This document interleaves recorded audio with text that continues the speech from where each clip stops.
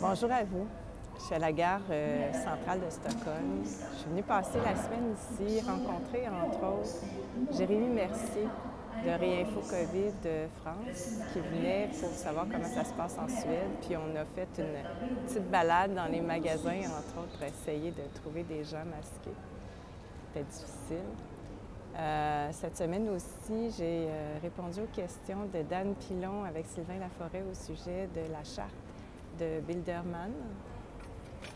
La semaine passée, j'étais avec Myriam Kaiser pour parler des enfants avec les responsables du convoi de Toutou. Parler des effets du port du masque sur leur développement, surtout. Puis, j'ai aussi accordé une entrevue à Sébastien Taris, qui est sur YouTube. Le titre de sa chaîne, il semble qu'il y a le mot « marche » dedans. Vous allez peut-être le retrouver. D'ailleurs, si vous retrouvez ces entrevues, ça vous tente de les mettre sur la liste des commentaires, bien, je vous remercie à l'avance. Pourquoi je vous dis ça, c'est que comme je ne tiens pas nécessairement une populaire, dans le bon sens comme dans le mauvais sens, bien, je ne mets pas toutes les entrevues auxquelles je participe sur ma page personnelle. Alors, il faut faire des petites recherches pour les trouver. Mais je vous dis ça aussi parce qu'essentiellement, tout ce que je fais, c'est pour aider. C'est pour nous aider à participer à quelque chose de merveilleux qui va advenir après avoir traversé cette souffrance dans la naissance. Aujourd'hui, ce dont je vais vous parler, c'est justement d'une chose que j'ai réalisée. Vous savez comment on apprend durant cette crise, et moi aussi. Puis j'observais comment le même phénomène apparaissait à peu près au même moment. Un phénomène qui peut sembler très négatif, puis un autre qui peut justement paraître très positif. Alors, je vous explique un peu ce que j'observe. Jusqu'à maintenant, les événements qu'on vit ont été initiés par des annonces, soit du côté scientifique ou du côté politique dans les journaux de masse. C'est-à-dire qu'on a, par exemple, parlé d'un virus à Wuhan. Puis là, on parle de la guerre en Ukraine. Ou encore, on va parler du changement climatique. On va parler des cyberattaques, de l'identité numérique. Tous ces thèmes-là sont présentés de façon théorique au départ, puis on compte sur la population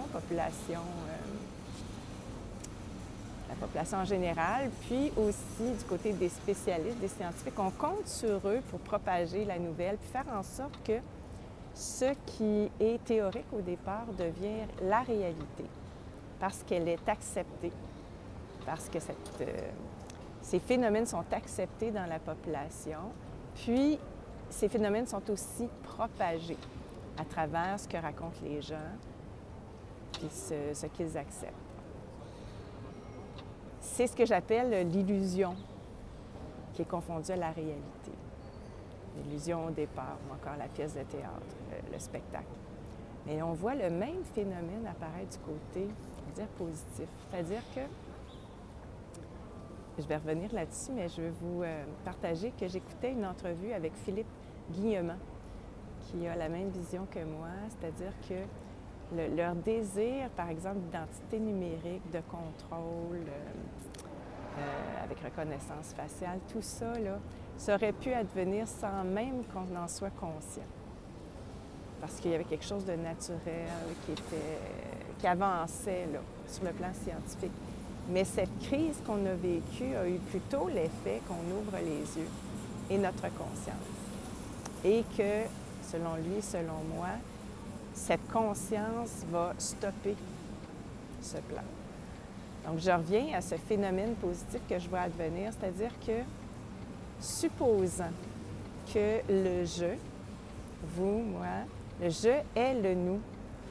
Pourquoi je dis ça? C'est que nous sommes tous reliés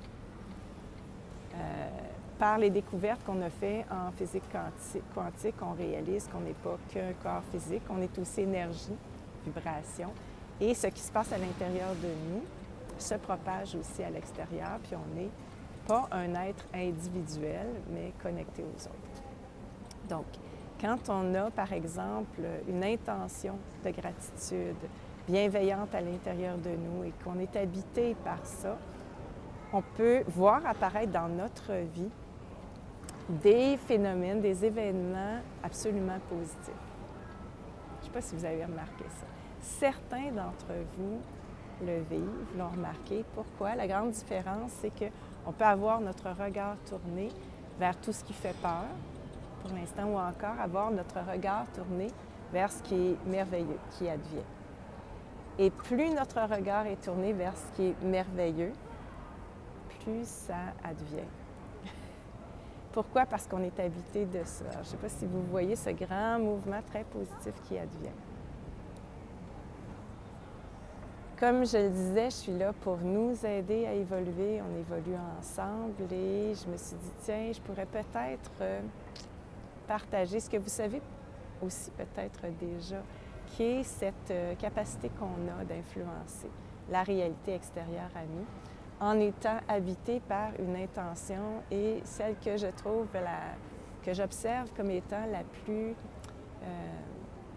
puissante, c'est une intention de gratitude, remercier la vie. Juste à côté de plantes, je remercie les plantes, je remercie la vie de me permettre d'être ici, par exemple, de vivre des belles expériences.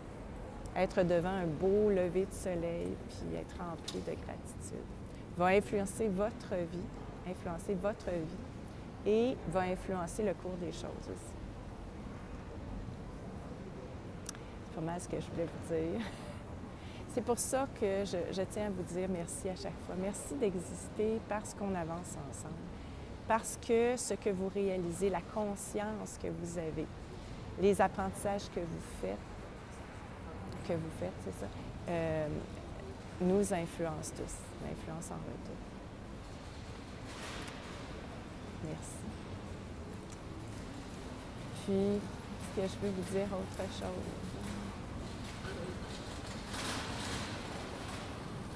Vous avez le choix, finalement, d'être tourné vers ces mauvaises nouvelles qui circulent et qui ont pour effet de vous faire peur, ou encore tourner votre regard vers ce qui est très, très beau.